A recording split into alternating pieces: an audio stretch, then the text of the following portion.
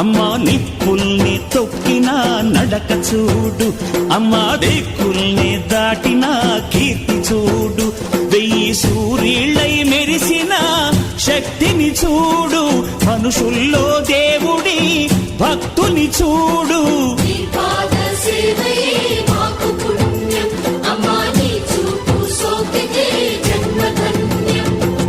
అమ్మా భవాని లోకాల నేలే ఓంకార రూపమమ్మా, తల్లిని మహిమల్ని చూపవమ్మా.